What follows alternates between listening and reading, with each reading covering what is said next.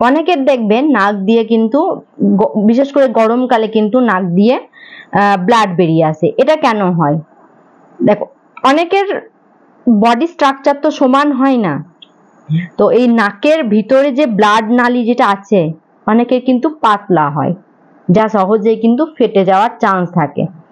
এবার গ্রীষ্মকালে কি হয়, যে আমাদের শরীরের তো একটা ব্লাড প্রেসার আছে, যে প্রেসার দিয়ে ব্লাড আমাদেরকে বাইরের দিকে ঠেলছে, মানে আমাদের শরীরের ভিতরে কিন্তু একটা প্রেসার অলওয়েজ কিন্তু কাজ করছে, ব্লাড প্রেসার। আর আমাদের আশেপাশেও তো আমাদেরকে ব্যালেন্স করে রাখার জন্য একটা বাতাসের একটা যে অ্যাটমসফিয়ারিক প্রেসার আছে, বায়ুমণ্ডলীয় যে চাপ আছে, যেটা আমাদেরকে বাইরের থেকে ঠেলে রাখছে, অতএব একটা ব্যালেন্স হয়ে থাকছে।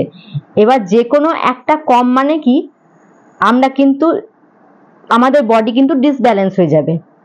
এবার গরমের সময় কি হয়, গরমের সময় আশেপাশের আবহাওয়াটা গরম থাকে, আর বিশেষ করে বাতাস যখন গরম হয়ে যায় সে উপরের দিকে হালকা হয়ে উপরে উঠে যায়, তো আমাদের নাকের আশেপাশের বায়ুটা কিন্তু গরম হয়ে উপরের দিকে উঠে যাচ্ছে, অতএব এখানে কিন্তু বায়ুর যে চাপটা সেখানে নাই।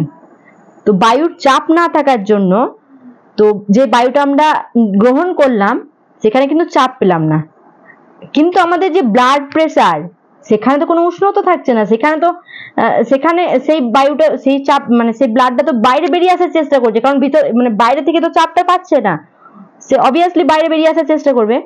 তো তখন কিন্তু নাকের মাধ্যমে কিন্তু ব্লাড বেরিয়ে আসে, আর ওই যে নাকের যে নালীটা আছে ব্লাড নালী, সেটা কিন্তু তখন ফেটে যায় এবং রক্ত কিন্তু বেরিয়ে আসে। এটা কিন্তু গ্রীষ্মকালে হয়ে থাকে, যেটাকে অনেকে আমরা কষা ধাত বলি বা এরকম। কিন্তু এটা যদি মাত্রাতিরিক্ত হয়, অতিরিক্ত পরিমাণে যদি হয়, বা এটা যদি অন্য সিজনে হয়, ঠান্ডা হোক বর্ষা হোক যে কোনো সিজনে যদি হয় শীতকালে, তখন কিন্তু ইমিডিয়েট ডক্টরের কনসালটেন্সে আসা উচিত। তখন ডক্টর যা সাজেস্ট করবে সেটাই আমাদের শোনা উচিত। আর যদি গরমকালে যদি এমনি মাঝে মাঝে হয়ে থাকে, ইটস ওকে, এটা ব্লাড প্রেসার এবং যে অ্যাটমসফিয়ারিক প্রেসারের যে ডিসব্যালেন্স, এটার জন্যই হয়ে থাকে।